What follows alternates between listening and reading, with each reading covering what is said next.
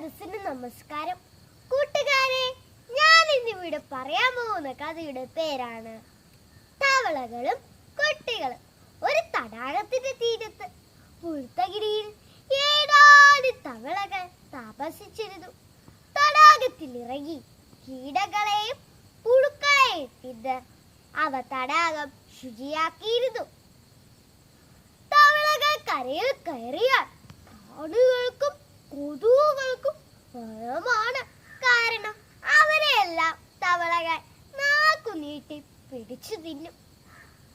ഒരിക്കൽ തവളകൾ കൊതുകുകളെ പിടിച്ചു തിന്നുകൊണ്ട് പുല്ലുകൾക്കിടയിൽ ചാടി ചാടി നടക്കുകയായിരുന്നു.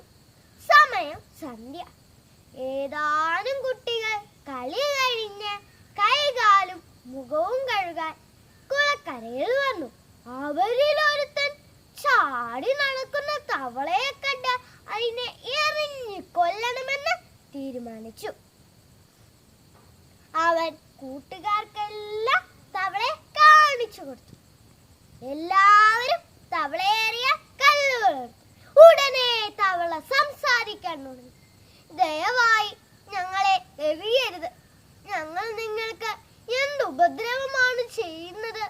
കൊതുകുകളെ തിന്നുന്നതിനാണ് ഞങ്ങൾ കരയിൽ കയറിയത്. കൊതുകുകളെ തിന്നുന്നത് നിങ്ങൾക്ക് ഉപകാരമല്ലേ? മലമ്പനിയും മന്തും പരത്തുന്ന കൊതുകുകളെ ഞങ്ങൾ തിന്നു നശിപ്പിക്കുന്നു.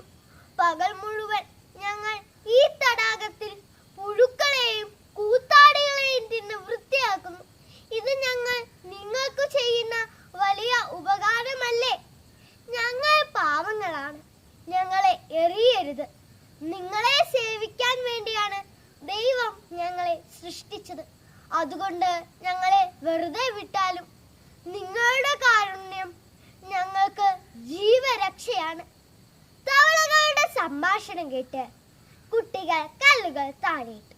കൂട്ടുകാരെ, നമ്മുടെ ചില നേരം പോക്കുകൾ ചിലപ്പോൾ മറ്റുള്ളവർക്ക് മാരകമാവും. കളിയായപ്പോലും നാം ആരെയും ഉപദ്രവിക്കരുത്. നന്ദി, നമസ്കാരം.